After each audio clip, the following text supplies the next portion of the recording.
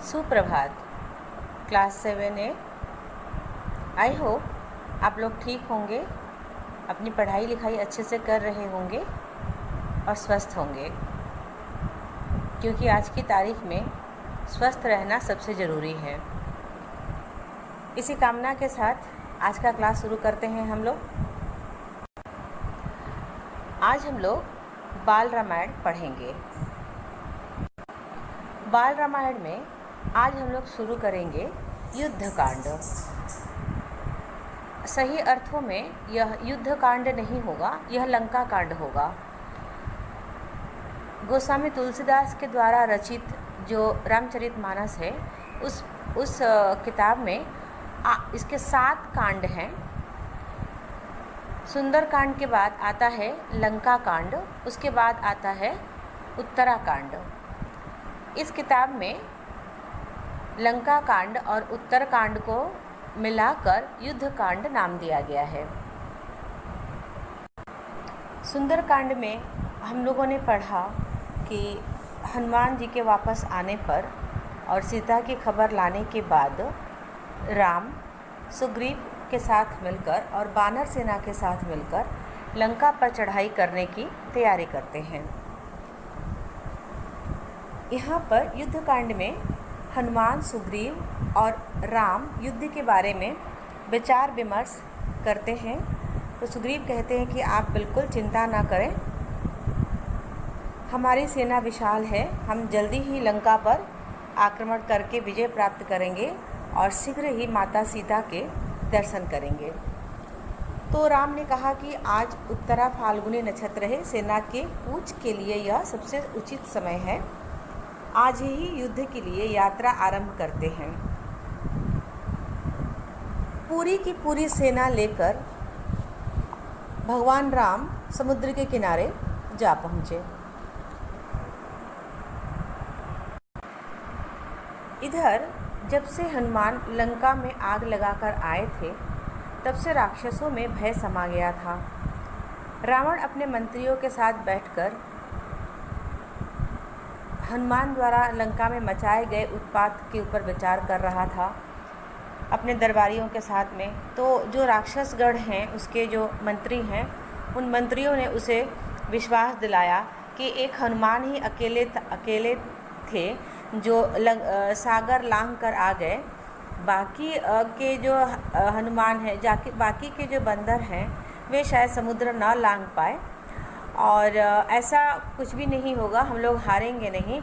अगर आप हमें आज्ञा दें तो हम समुद्र पार जाकर सारी धरती को, पूरी भूमि को बानरों से खाली कर दूं, यानी कि सभी बानरों को मार डालूं। ऐसा वज्रदंष्ट बोलता है कि अकेले ही मैं सारी बानर सेना को नष्ट कर सकता हूँ।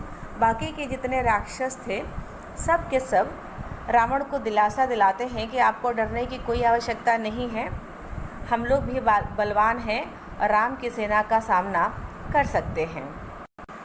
रावण के भाई विभीषण ने खड़ा होकर कहा कि आपने बिल्कुल गलत काम किया है, धर्म और नीति का पालन करते हुए मिथिलेश कुमारी सीता को लौटा दें। उसकी बात सुनकर रावण बहुत गुस्से में आ गया और बोला कि मैं सीता को कभी नहीं लौटाऊंगा। कुंभकर्ण ने भी समझाया, लेकिन उसने नहीं सुना और कह रहा था कि मैं राम को हराकर विजय प्राप्त करूंगा। विभीषण जो है वो बार बार यह कह रहे थे कि राम को लौटा दें। तो रावण ने विभीषण को कुछ अपशब्द कहे, जिससे सुनकर विभीषण ने कहा कि मैं आपका भाई हूँ, मैं आपका हितैषी हूँ। अब मैं ये नहीं चाहता हूँ कि राम के बाणों द्वारा आप मारे जाएं, इसलिए मैंने आपको सही मार्ग दिखाया है। अगर आप मेरी बात नहीं मानते हैं, अब मेरा अपमान करते हैं, तो मैं यहाँ से चला जाता हूँ। अब से लंका की रक्षा की जिम्मेदारी आपकी है। यह कहकर विभीषण वहाँ से चले आते हैं। विभीषण अपने 4 अनुचरों के साथ आकाश मार्ग से होते हुए भगवान राम के पास समुद्र के किनारे पहुंच जाते हैं। पहले तो सुग्रीव ने उन्हें रोका, सोचा कि ये गुप्तचर है, कहीं हमारी सेना का भेद लेने ना आया हो, इसलिए उसके नाक कान काटने के लिए तैयार हो गए। तो उन्होंने हाथ जोड़ा और कहा कि नहीं, हम भगवान राम से मिलने आए हैं, रावण ने हमें निकाल दिया है, मैं भगवान राम के पास आया हूँ। तो सुग्रीव जाकर भगवान राम से ये बात कहते हैं।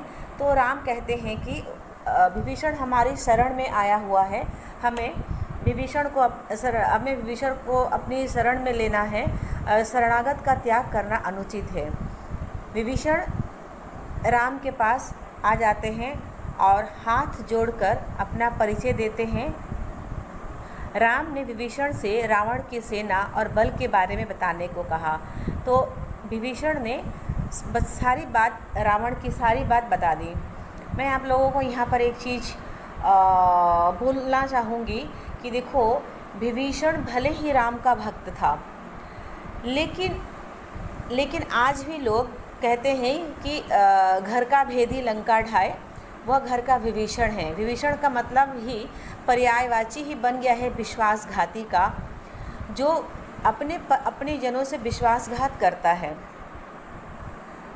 विभीषण जब राम की शरण में जाता है तो वहाँ जाकर वह रावण की सारी बातें बता देता है। क्या बताता है कि वह 10 मुख रावण गंधर्व, नाग, देवता तथा अन्य सभी प्राणियों द्वारा अवध्य है, यानी कि उसका वध नहीं किया जा सकता है। उसका भाई कुंभकर्ण महातेजस्वी और पराक्रमी है। रावण के पुत्र मेघनाद के नाम से तो देवता भी कांपते हैं। उसके सेनापति प्रहस्त, महोदर, महापार्श्व और अकंपन आदि विशालकाय तथा महाबलशाली हैं।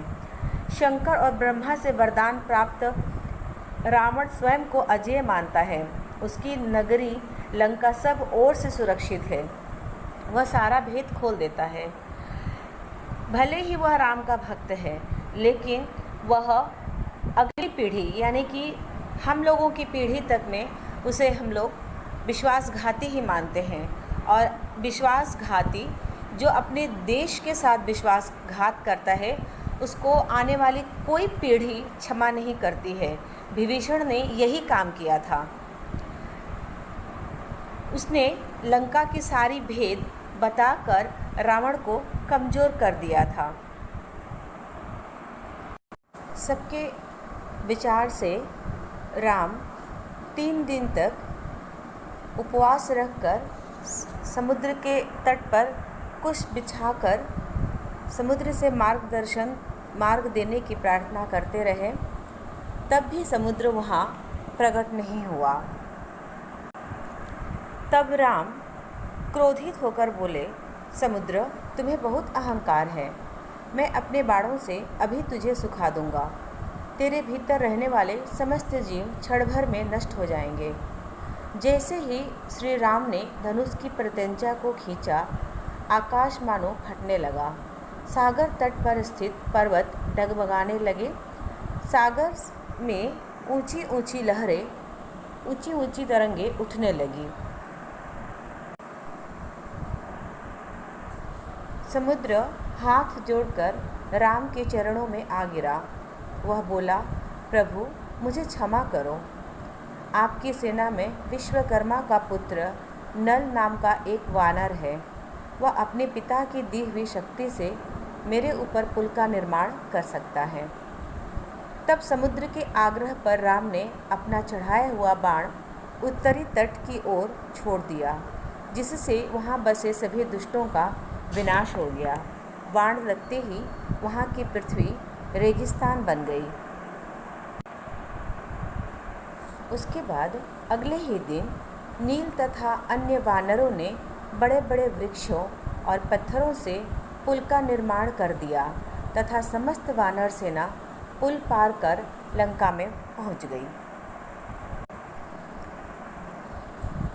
वहाँ पर रावण ने दो गुप्तचर को राम की सेना में पता लगाने के लिए भेजा। शुक और सारण नाम के 2 गुप्तचरों को भेजा। वे लोग वेश बदल के सेना में घुस गए और जगह जगह घूमकर सेना के बल का पता लगाने लगे। तभी विभीषण की नज़र उन पर पड़ी और वे पहचान लिए गए और उन्हें पकड़ लिया गया। राम के सामने ले जाया गया। राम ने पूछा, क्यों आए हो? तो उन्होंने कहा कि हम आपकी सेना की जानकारी लेने आए हैं, हमें रावण ने भेजा है। राम ने कहा कि यदि अभी जानकारी लेना शेष रह गया है तो विभीषण तुम्हें सब दिखा देंगे। तुम जाकर अपने स्वामी को मेरा संदेश सुना देना कि कल प्रातः ही तुम सब लंका को मेरे बाणों से घिरा हुआ पाओगे।